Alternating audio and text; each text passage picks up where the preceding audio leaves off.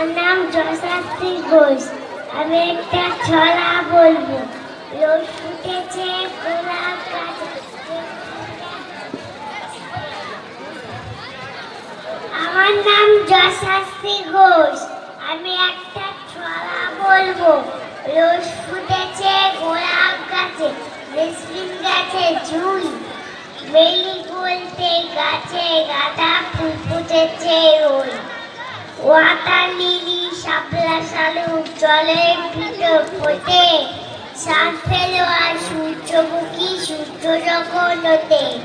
হলুদ পাগড়ি চলতে দিয়ে উঠতে থাকে ধীরে, নাই জেসমিন নাম দিলে শিউলি ঝরে।